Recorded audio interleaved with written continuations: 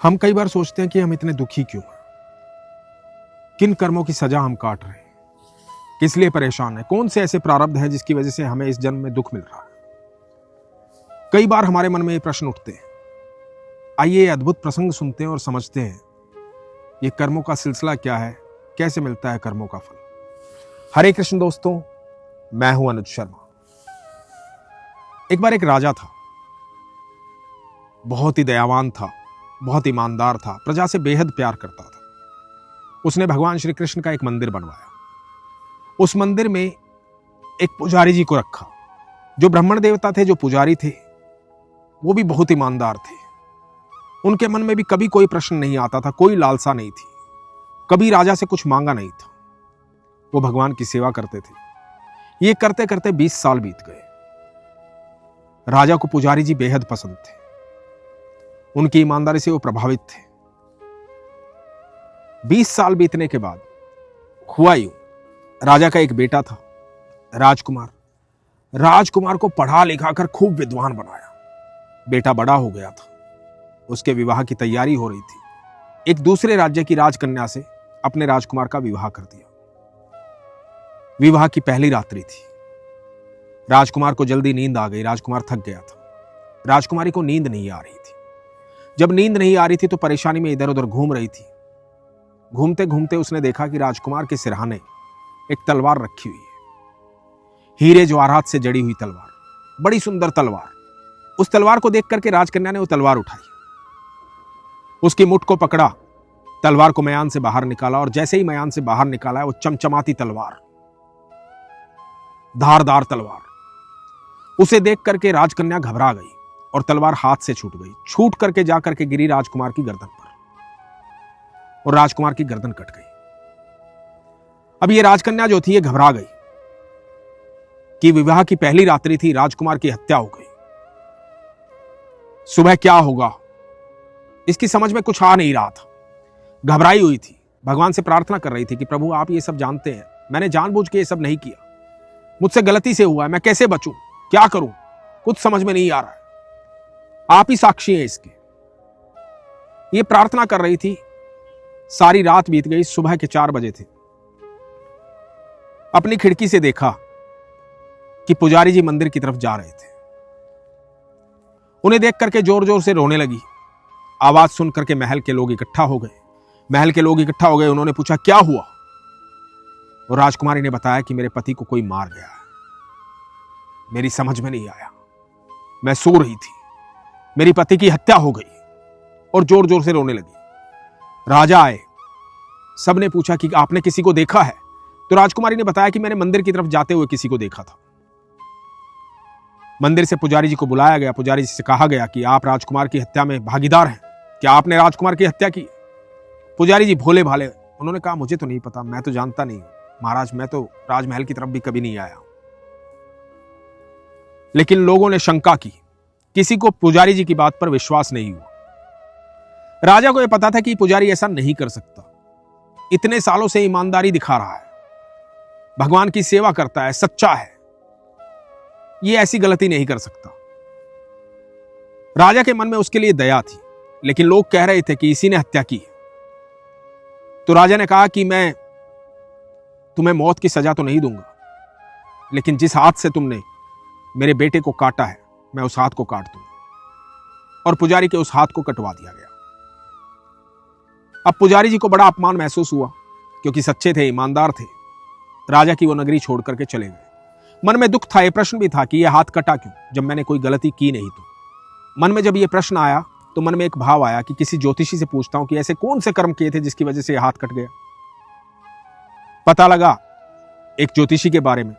उसके घर पहुंचे। जब घर पहुंचे तो ज्योतिषी घर पर नहीं थे, उनकी पत्नी थी। पत्नी से पूछा उनके बारे में। पत्नी अभद्र व्यवहार करने लगी, ज्योतिषी महाराज को कोसने लगी, गलत गलत बातें बोलने लगी। पुजारी जी की समझ में नहीं आया कि ये क्या हो रहा है। मैं तो अपनी समस्या में आया था, शायद यही समस्या में है, तो पहले इनकी समस्या जान लेता हूं। पुजारी जी ने उनकी पत्नी को कहा कि आपको क्या समस्या है, क्या दिक्कत हुई जो आप इतना कुछ कह रही हैं। इतने में ज्योतिषी आ गए। जब ज्योतिषी आए तो ज्योतिषी की पत्नी फिर चिल्लाने लगी, उल्टा सीधा बोलने लगी, भला बुरा कहने लगी। ज्योतिषी ने कुछ नहीं कहा। वो पुजारी जी को लेकर के अंदर अपने कमरे में गए, अपनी गद्दी पर जाकर के बैठे और पुजारी जी से कहा कि ब्राह्मण देवता बताइए मैं आपके लिए क्या कर सकता हूं। पुजारी जी ने कहा कि मेरी समस्या तो छोड़िए, पहले आप ये बताइए कि आपकी पत्नी आपके लिए ऐसा व्यवहार करती है, ऐसी ऐसी बातें बोलती है, आपको बुरा नहीं लगता, आपको जरा भी क्रोध नहीं आया? तो ज्योतिषी महाराज ने कहा कि ऐसा नहीं है, ये मेरे कर्मों का फल है और मेरे कर्मों का फल तो मुझे ही भुगतना पड़ेगा। तो पुजारी जी ने कहा कि आपके कर्मों का फल मैं समझा नहीं। ज्योतिषी ने कहा कि पिछले जन्म में मैं एक कौवा था और ये एक गधी थी। एक दिन हुआ क्या, इस गधी के कमर पर फोड़ा हुआ। मैं पेड़ पर बैठा हुआ था, मैंने फोड़ा देखा, वो घाव देखा और जाकर के इसकी पीठ पर बैठ गया और उस घाव को कुरुदने लगा, उसमें चोंच मारने लगा। मुझे बड़ा मजा आ रहा था और ये बड़ी क्रोधित हो रही थी, झुंझला रही थी, इधर उधर भाग रही थी, लेकिन मैं बार बार चोंच मार रहा था। मुझे बड़ा आनंद आ रहा था इसको परेशान करने में, इसलिए मैं उड़ नहीं रहा था, मैं इसको परेशान करने लगा। धीरे धीरे मेरी आदत बन गई इसको परेशान करने की। एक दिन हुआ यूं कि ये वहां से उस स्थान छोड़ करके दूसरे जंगल में चली गई, गंगा किनारे। मैं भी इसको ढूंढता हुआ वहां पहुंचा और मैंने देखा कि ये यहां मिल गई है। मैं फिर से इसकी पीठ पर बैठा और फिर से इसके घाव को कुरेदने लगा, इसके घाव में चोंच मारने लगा। ये मुझसे भागना चाहती थी, इधर उधर भाग रही थी, लेकिन बच नहीं पा रही थी क्योंकि मैं पीठ पे बैठा था और ये कुछ कर नहीं सकती थी। मैं घाव में चोंच मारता रहा और चोंच मारते मारते मेरी चोंच इसकी एक हड्डी में फंस गई। अब ये मुझे उड़ाना चाहती थी, लेकिन मैं उड़ नहीं पा रहा था क्योंकि चोंच हड्डी में फंस गई थी। तो वहां गंगा में ये उतर गई और इसको लगा कि मैं पानी से उड़ जाऊंगा, लेकिन गंगा में उतरने के बाद भी मैं पानी से नहीं उड़ा क्योंकि मेरी चोंच हड्डी में फंस गई थी। गंगा का तेज बहाव आया, हम दोनों गंगा में बह गए और दोनों की मृत्यु हो गई। गंगा में बहने के कारण हमें फल यह प्राप्त हुआ कि मैं बना एक महान ज्योतिषी और यह बनी मेरी पत्नी, एक विद्वान पत्नी।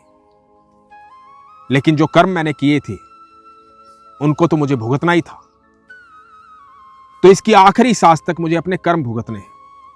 इसलिए मुझे बुरा नहीं लगता, क्योंकि मुझे बुरा लगेगा, मैं इसे कुछ कहूंगा तो मेरे कर्म फिर से बंधने शुरू हो जाएंगे और फिर से मुझे उन कर्मों का फल भोगना पड़ेगा। इसलिए मैं शांत रहता हूं।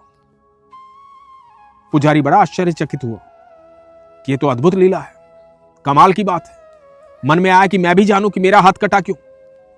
तो पुजारी जी ने ज्योतिषी को कहा कि मुझे बताइए, मैं निरपराध, भगवान की सेवा करने वाला, भगवान से प्यार करने वाला, ईमानदार, मेरा हाथ क्यों कटा? तो ज्योतिषी ने कहा कि तुम्हारी भी एक कहानी है, तुम भी अपने कर्म का फल भुगत रहे हो। बिना कर्मों के फल के किसी को कष्ट नहीं आता, किसी को सुख नहीं मिलता। सब अपने कर्मों का फल भुगत रहे हैं। जो आपके आसपास रिश्तेदार हैं, ये सब आपके कर्मों का फल है। सबका कुछ ना कुछ चुकाना है आपको, या सबसे कुछ ना कुछ लेना है आपको। तो ज्योतिषी ने बताया पुजारी जी को कि पिछले जन्म में आप एक तपस्वी थे, एक वन में तपस्या कर रहे थे। जो राजकुमार था वो एक कसाई था और जो राजकन्या थी वो एक गाय थी। वो कसाई उस गाय को काटने के लिए उसके पीछे भाग रहा था। जब पकड़ ली और काटने लगा तो गाय छुटकर भाग गई। गाय छुटकर भागी तो आपके सामने से होकर के गुजरी। कसाई भागता भागता आपके पास पहुंचा, आपसे पूछा कि गाय को देखा है? आप तपस्वी थे, आपने कसम खाई थी कभी झूठ नहीं बोलूंगा, इसलिए आपने कसाई को बताया कि गाय इस तरफ गई है। और कसाई उस तरफ गया, उसको गाय मिल गई। गंगा किनारे की यह बात है। वो गाय को काटने लगा, इतने में एक शेर आया और शेर ने आके कसाई और गाय दोनों को खा लिया। दोनों की जो हड्डियां हैं वो गंगा में प्रवाहित हो गई। गंगा में प्रवाहित होने के कारण अगला जन्म मिला कसाई को राजकुमार का और गाय को राजकन्या का।